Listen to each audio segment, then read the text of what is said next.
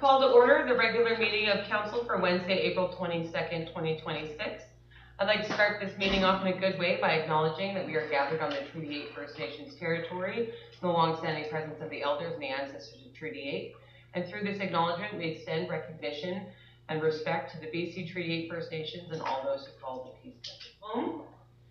Moving on to item number 3, adoption of agenda. I'd like to recommend that council adopt the April 22nd, 2026 regular council meeting agenda. Can I get a seconder?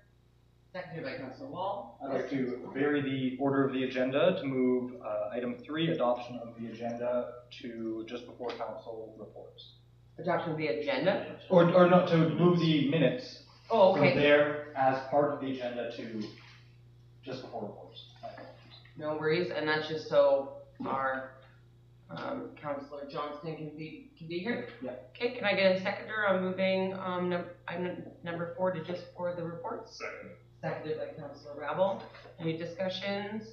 Let me call the question then. All those in favor? That's unanimous and carried. Thank you.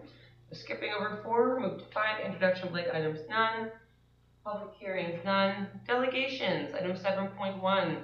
Mr. Jason Grindle from Eclipse LLP is going to be speaking on the 2025 draft audited financial statements. So I will give the floor to you, Mr. Grindle. Thank you. Just grab a seat. If you want, you can sit at the podium, or you can. Yep. That works. Yeah. Either way. Yeah. Yeah. Okay. Do you guys have a copy of the statements in front of you, or? Yeah, they should be on our agenda. Okay, I'll just go here.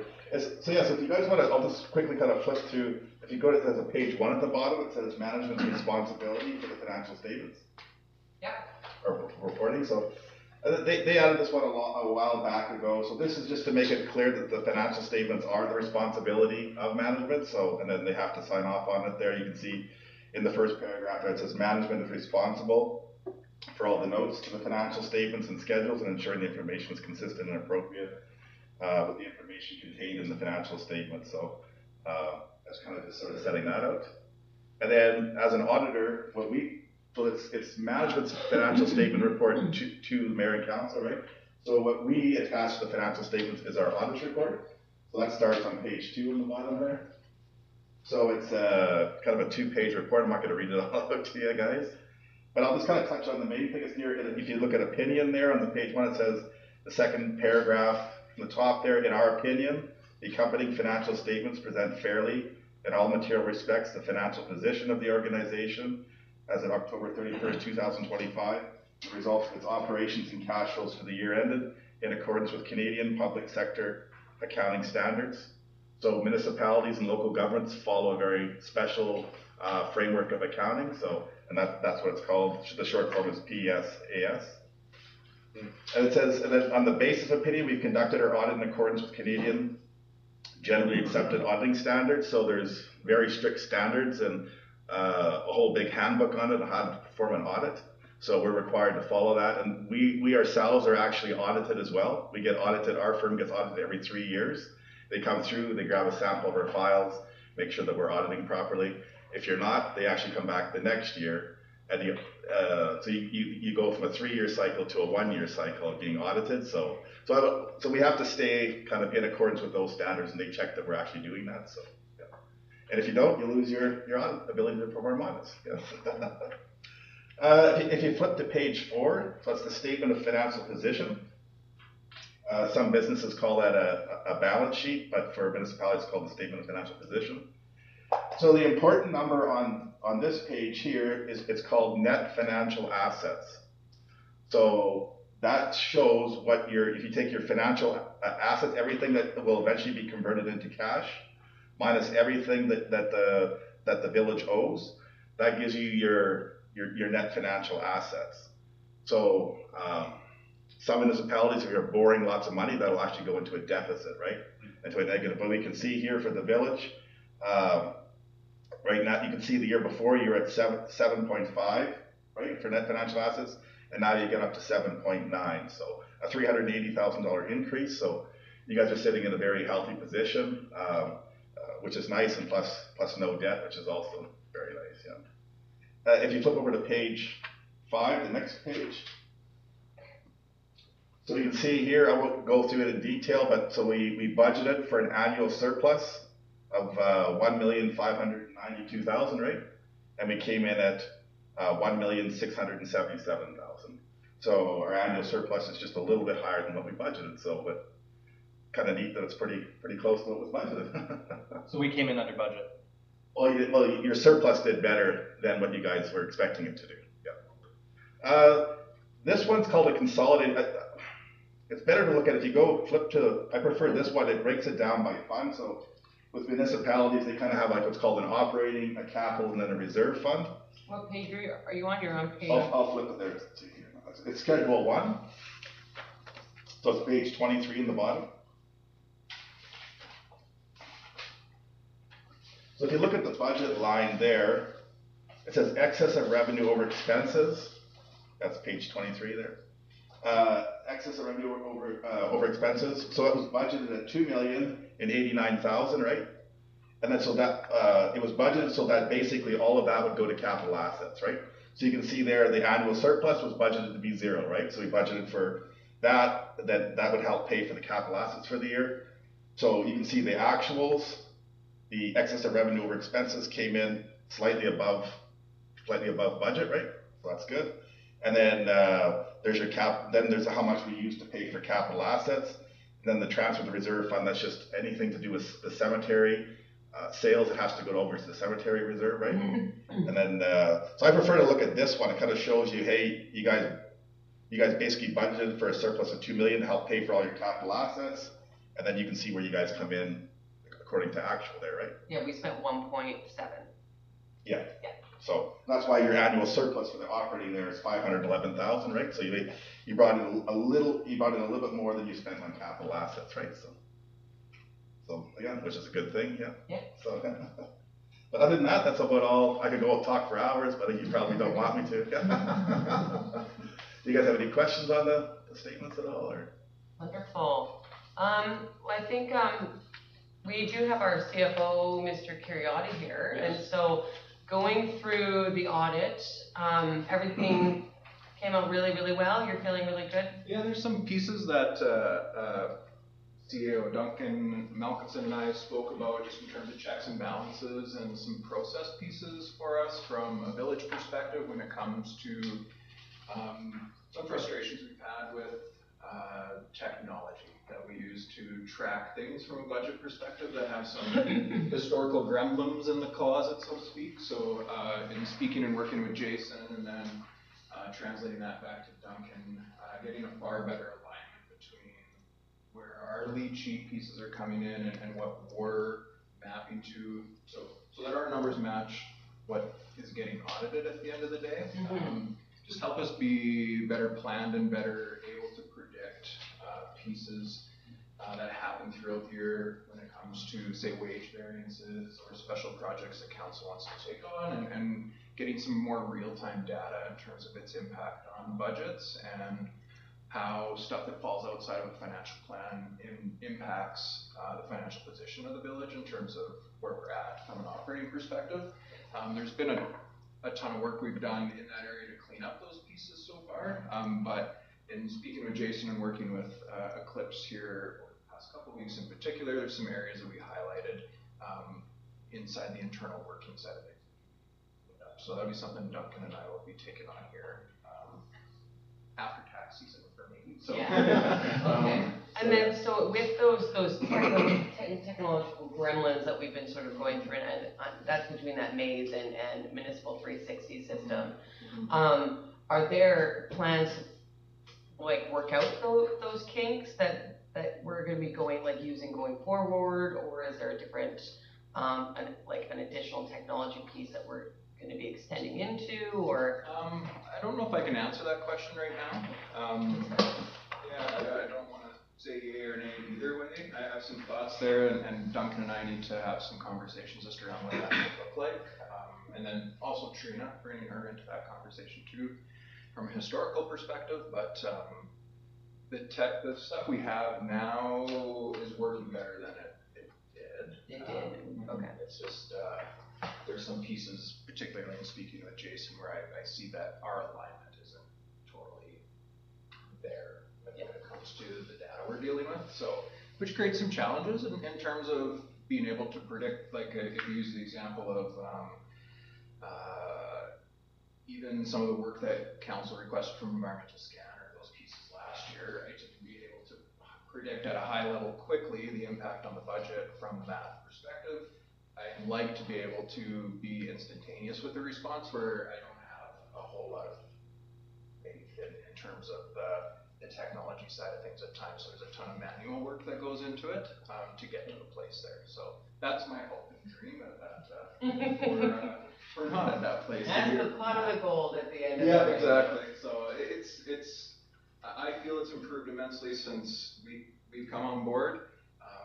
However, there's still a lot of work that needs to be done as well. So one positive beat that I think Johnson and the team in the office definitely deserve credit for, and actually Eclipse as well for, highlighting, opportunities through their questions through the audit process was basically centralizing grant reporting and grant documentation. There was a big effort that ran adjunct to Eclipse's engagement through here for us to try to centralize all of our grant documents together and get a good spreadsheet, together so we could quickly kind of, assess where a award letter was at, or what kind of part of the process a particular grant application was at. So that was a fair amount of work that the office worked through over a couple of weeks, and eventually got to a spot where I think we're a lot healthier now, and I think there's good communication internally about, no, we're all running this through this person. If you have a development on your file, run it through this person, which seemed like it was maybe through the transition to myself, was a little bit looser prior to. So positive step through the engagement on grant management. So. Wonderful. Councilor Wall? Looking through this report, it's very detailed. There's all the information I could ever ask for, so I have no questions about that. The numbers seem good. I do have one question though. So on page 23, 24, and 25, at the bottom they say accumulated surplus. Which one of those accumulated surpluses is our reserve fund?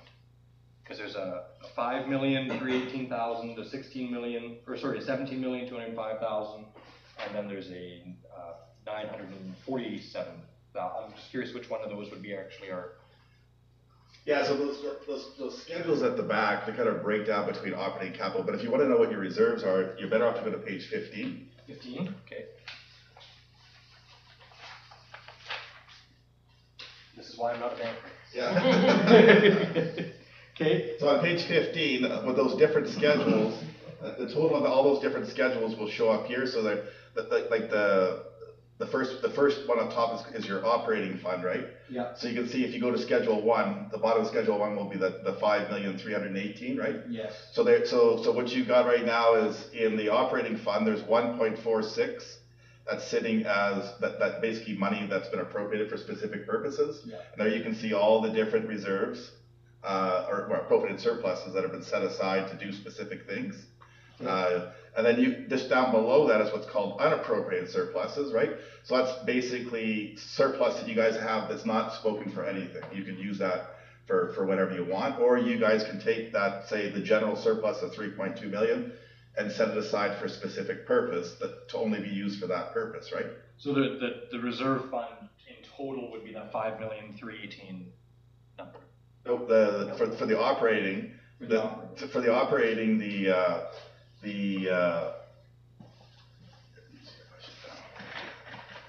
I apologize. Oh, that's good. No, it's important that you understand it.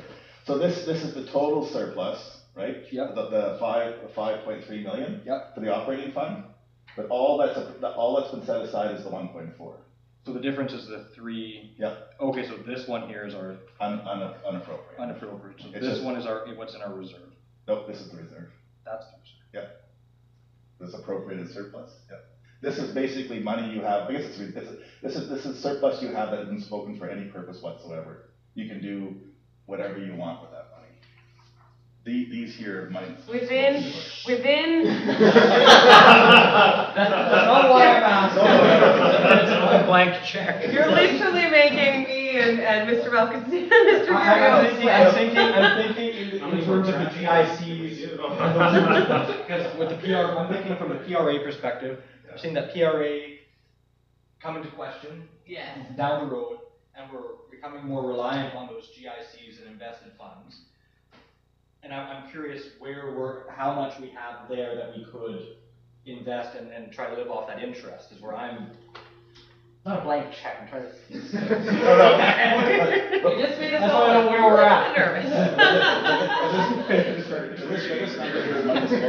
This is money that's spoken for, that's staff, that's all these Yeah, things. this is unspoken money, right? Okay. And then, but that's the operating, and the capital fund has its own reserves. There's a general water, sewer water, that's set aside. This is spoken for. Yeah, and then this is basically, this is actual capital assets themselves. Yep. So you can't actually, the reason why it's a surplus, but you can't use it, that's like your buildings, your roads.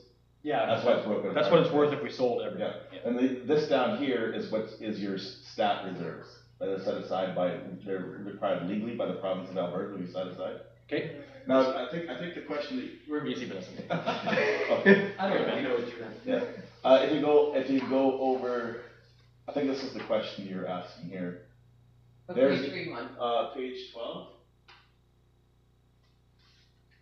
If we wanted to increase our investments, Yeah. I want to know what pool of money do we have set aside that we're not really doing anything with, is what we're trying to get at. Again, not like, Mr. Curiata.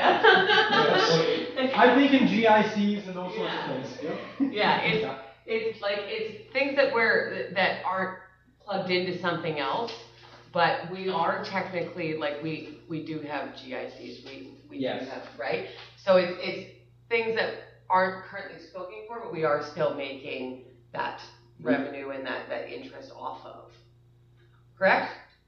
Yes. But you don't really have a lot other money, other than what you have in GICs, you don't really have a lot left over, because if you look here, this is how much you have in GICs, Yep. We have 5 million, whatever. but this is all you have in cash, right? Oh, okay, So so there's we're already. not really much more to invest. Okay. Because you need this cash to operate, right? Yes. So you're pretty much have invested. We've invested as much as we can. Yeah, you can, yeah. So basically, we're doing what I would think we should do. Oh, for sure. Absolutely. Yeah. There we go. What you really need to do is, great job, Mr. Curiata.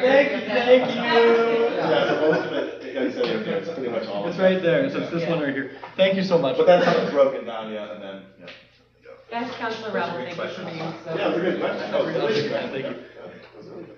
So if I may, on page 12, the GICs that total 5.2 million in 2025, the GICs serve as a vehicle to hold that cash in investments so that we get a return.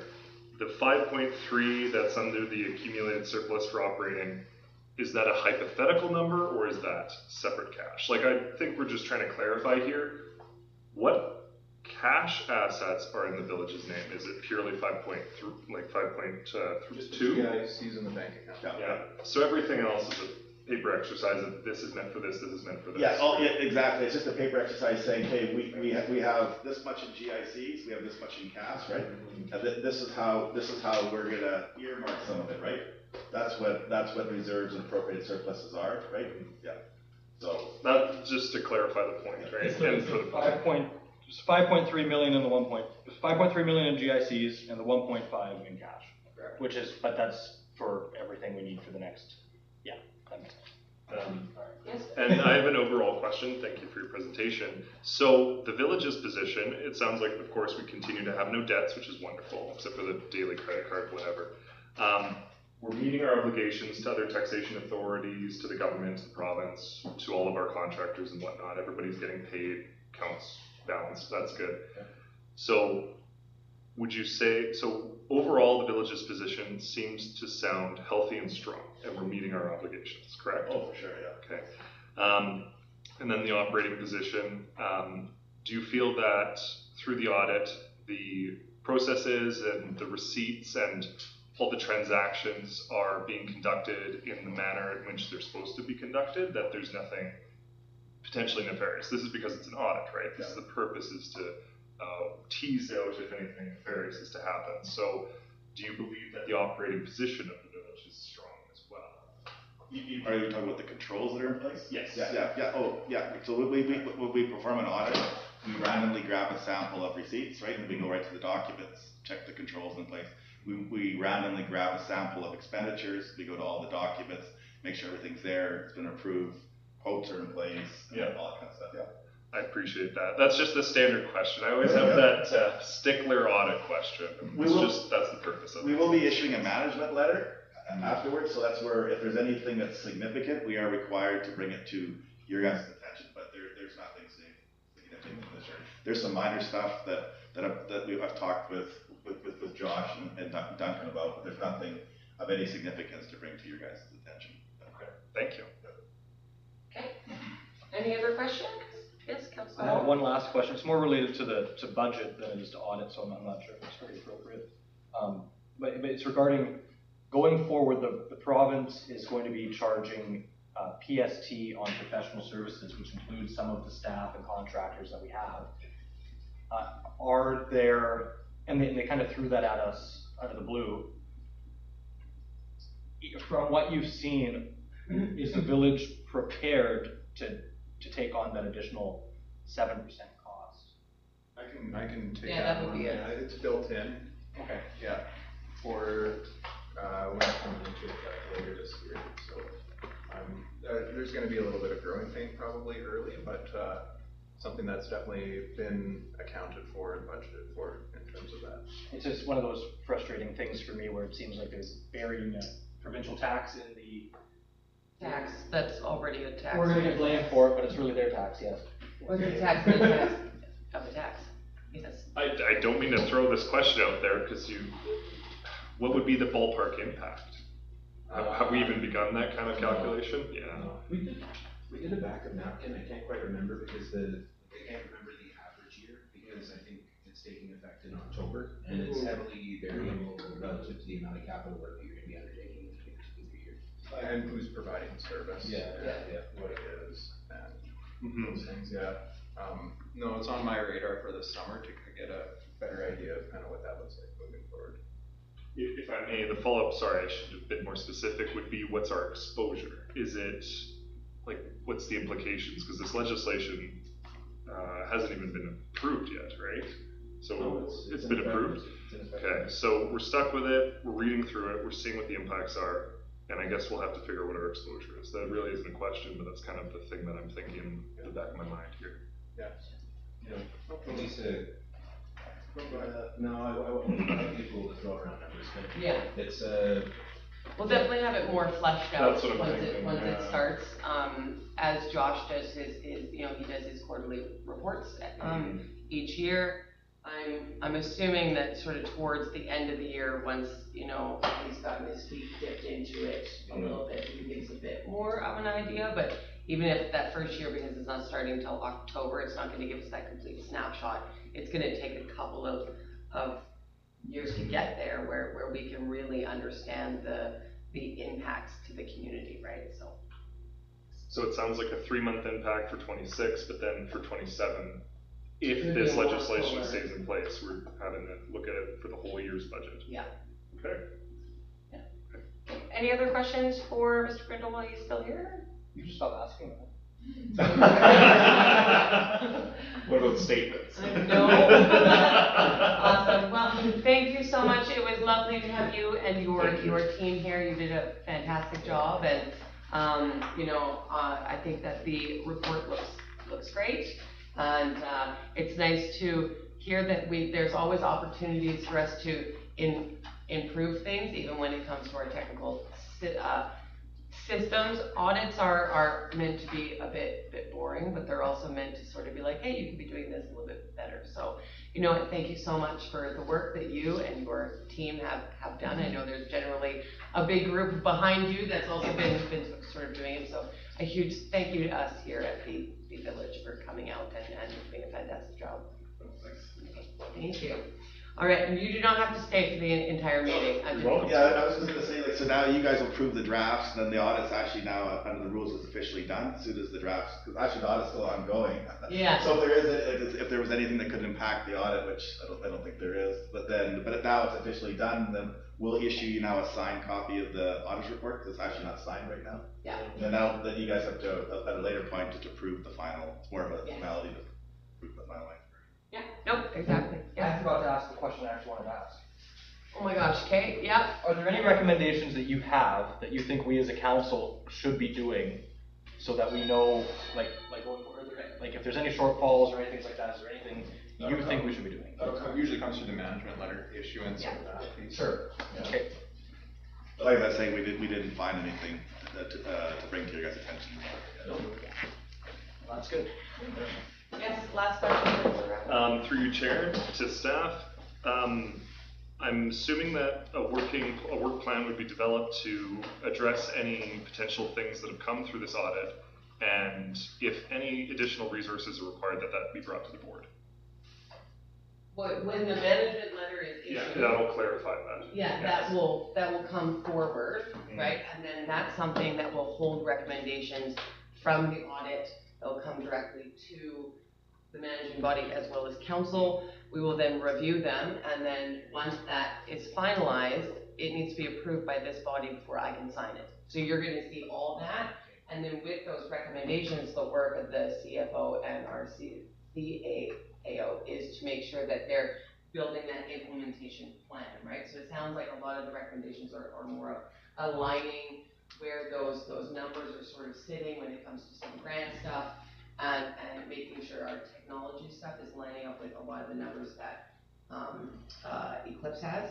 And so they're already thinking about that plan of, okay, how are we going to make those how are we going to get there? How are we going to make sure that those numbers are being aligned in the way that we're seeing them in real time? So they're already working on that. So it sounds like that's kind of a bit of a recommendation that we could be looking for. That's not like a crazy mismanagement thing. That's a thing like it's just these numbers are not lining up in real time like ours are. And so if you could do that going forward, that would better streamline your understanding of your financial projections, right? So it sounds like you guys are already working on it. Is that a good way to put it? I'm just kind of. That's more of a takeaway for me than anything, so. Yeah, so, that'd be good.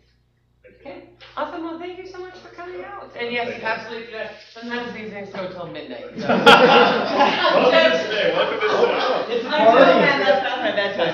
just letting you know, yeah. You do not want to stay here, they go pretty late. Thank you so much, Josh, for coming out. See you soon. Thank you. Thank you both. All right. Okay, moving on to item number 7.2, we have Tyra Henderson, the corporate officer for the Peace River Regional District, here to talk about the Regional Parks Conversion and Services Establishment bylaw. So, the top of the floor is yours, Tyra. Thank you so much for coming out. It's always lovely to see you. Thank you for having me, Mayor Beach and Council. Again, I'm Tyra Henderson from the Regional District. I'm just here to mostly answer your questions about the Regional Parks Conversion Bylaw. I'll try not to nerd out too much on the whole process, but just to give you a little bit of context, it is an existing service for parks across the region, and that spans as far up as Pink Mountain. The Regional District is very huge. I'm sure you've all seen a map. 7 member municipalities, including yourselves, and then 4 electoral areas. So there's Montney. I just had to look it up on my phone. I'm like, oh, someone's gonna ask me. Montney Park, north of Port St. John. Blackfoot Park, which is north of Dawson Creek, the Clayhurst Hill there. Sundance Lake Park, which is between Dawson Creek and Chetwynd. And what's the last one? I just looked at it. Sedgwick Park, which is out on Mulvey Lake. So those are the 4 that are currently within the Regional Parks service. In the Regional District, we have a different service for everything we do. It's not just one big service, it's individual services, because in some services, like this one, everybody participates, the entire region. And in some services, only a few municipalities and a few electoral areas, or only one. So like we have a water service in Area B, which is the massive area, north Port St. John, which only Area B contributes money to. They're the only place that gets taxed.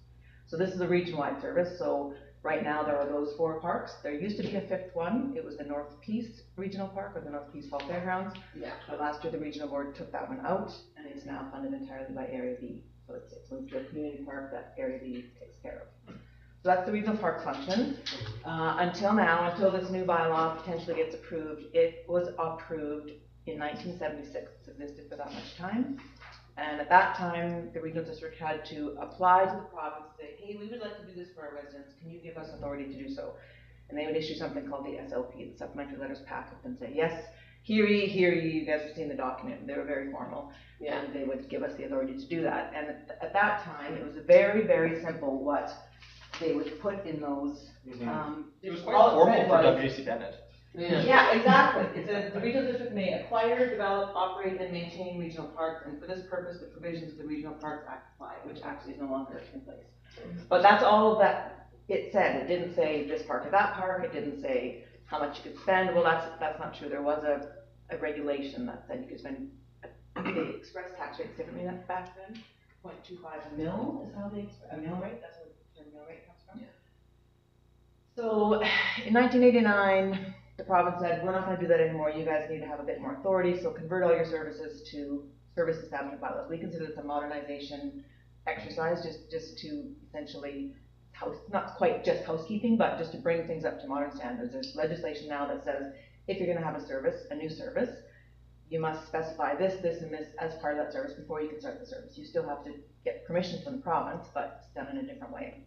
And the old SLPs didn't have the same standard information in them. So to convert it, we have to create a new bylaw, and then the SLP disappears. It just becomes obsolete. It's no longer valid because we have a new authority for that same service.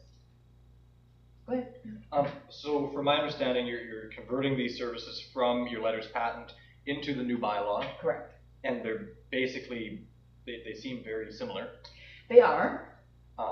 And so my question that I had at the last meeting, which is part of the reason I think this came forward, is will the new bylaw affect Poos Park? Because it is zoned as it's zoned in park zoning, but it's owned and operated by the village, even though it's within Area D.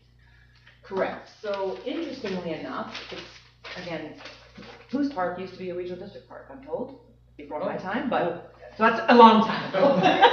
But yeah, it was that, and I think the Taylor Park at Taylor Peace Landing Island. there, Peace Island Park was also a regional district park, and they were then transferred in some way to the respective municipalities. So this bylaw is not intended to do anything to your park.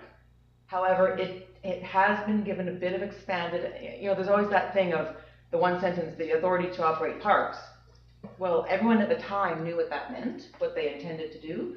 But as that changes over time, then you're left trying to interpret, well, does a park mean a trail? To some people it does, and some people it doesn't. So we tried to expand the definition of the park, and it does allow for parks that are not owned by the regional district. Now, we're not saying we want your park, or we want you to give us our park, or we're going to come take your park. But it does allow for that if there was ever such an agreement reached between the parties. So at this time, no, it has no impact on your park, but I can't say that it never would. And the reason we put that in about us not owning the parks is because we have a weir out at Swan Lake that's part of this function that's funded through that. And we don't own that. We own the weir itself, but of course we don't own the lake or the park that's adjacent to the lake. So we wanted to legalize that as being part of this and acknowledge that as being in there. Yeah, so my understanding of it is, years and years, that was a regional park. It was then transferred over to Poughkeepsie. I think it was transferred over to that ladies' hospice thing that we were actually talking about. So the language in there just leaves room if the village ever wanted to transfer this over to Area D, or if we want to work coincidingly with Area D to manage or care for the park. And so the language leaves as much of an opportunity for the village as it does for the regional district, was my reading of it. Yeah, I would say that's accurate for sure. Yeah. The one thing that it does also do, and it was intentionally added in the report, does say that, but the regional board has asked us to look into the opportunity to do aquatic harvesting in Swan Lake and Charlie Lake. And so there was some discussion about whether we would create a new service function just specifically for that. And then who does that benefit? It's not just for the people just around the edge of the lake, everyone uses the lake, so the weeds affect everyone who uses the lake, just So like it'd be like everyone uses the milfoil, park. like they do in Yeah, Okanagan. it's basically like a giant combine that floats on the lake and cuts up the weeds. Now, of course, a lot of environmental permitting required to do that, so you can only go in at certain times, and so we're looking into that, and so we've added that authority to this bylaw, so that if this gets approved, then, and we continue to look into that, we can potentially do that as under this regional park function, even though again, it's not our privately owned, or not privately owned, publicly owned, the regional district is not on the park. The Ministry of Environment is willing to give us a permit to do that, so we do it under this function. So that is a big change to the service under, you know, again, there's all kinds of new definitions and expansion of sort of the general statement that we think it meant. So we've sort of tried to capture that without, you know, not buttoning those sorts of holes in too much, but not creating it so broad that no one knows where the bounds are. But that is the one specific thing that was added that was definitely not there before. Yes, Councilor. So with this, too, theoretically, and I'm not trying to speculate or anything, but we all know the province is looking at a $13 billion deficit. And so if they were, say, to withdraw from, say, Swan Lake Provincial Park, right, would this then allow that to, say, transfer over to become a regional district function with the province as well? I suppose potentially yes. Again, I hadn't contemplated that, and I don't think anyone at the board had either. But this would allow for that breadth of opportunity, yes. Yeah, because the current NDP government didn't get cut or They were talking about closing parks. right. So, and that's the thing, when they're facing a $13 billion deficit, there's not a whole lot that isn't on the table. So. Okay, Councilor Ravel. So shifting from the letters patent to a bylaw, that essentially takes it from a service that's enshrined that you have to negotiate with the province to change, like you guys are about to. But then now as a bylaw, it's the board can kind of chop and change and move it around as any board can. So it's kind of bringing it to the regional district to adapt it for the future. Through you, Chair, yes and no. We still have to get permission from each of the participants, including yourselves. So there's 11 participants, all of the municipalities. So we have to get their written permission and the province's permission to make any changes to the bylaw in future. So it doesn't really make it any easier for us to change the bylaw. It's just a more familiar process. Like there's really nobody, including myself, who were ever involved in the SLP process left in local government.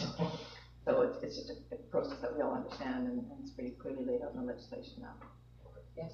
This will be my last question on this. So, I had concerns regarding regarding Coos Park, and if those concerns are gone now. Right? So glad I can help you with that. I was like, what does this mean? You said. So I'm very, very happy with that. And you need permission from all 11. 2/3. We're not the holdout, are we? No, Okay. I'm going to Hudson Cove next week. We haven't heard back from anyone yet, actually. And we had to send it to all 7 member municipalities. And then the 4 electoral area directors can just sign consent on their own. They don't need a board resolution because they are part of the board, and the board approved the bylaw, so then they approve it individually. Okay. Yeah. So you're not the holdout, no. I was worried about that. I was like, oh, I hope we we're were not the reason. We were not the only one. Yeah, no, I'm glad to hear that even Hudson Hope wants you to come out and visit. And the province, I must admit, often sends them back to us for tweaks as well after sending them to them. So if that happens, I'll forewarn you now, you'll get another version of it later. But I have to say, okay, the province asked us to change this. Our board agreed to those changes. Do you guys agree to those changes? So it's quite formalized that way. Yes. I have 2 pieces, if I may. So it would have essentially the same taxation and funding, except it's just translating that mill rate into the modern way that taxation value is calculated. So the funding for this service is essentially the same through the letters patent, same consequence to the taxpayer at the end of the day kind of thing. Yes, there is no budget implication at this time. Now, every year the budget fluctuates slightly. Yeah. But we just took the mill rate from the SLP and converted it into a tax rate. And I did have that written down as well. 6.6 cents per thousand per cap. Yeah, so a $1.2 million maximum budget, because when we introduce a new bylaw like this, the maximum amount, we can say we want to be able to spend $1 million. I like to use round figures. So then the lovely finance people, like the ones who were just here, take that and translate it against the assessed values that it's applicable to and say, okay, you would need to charge each person 0.1 cent, because we're so vast, that is often really tiny numbers. per $1,000 of assessment to generate that much money. And at the outset, those have to be equal.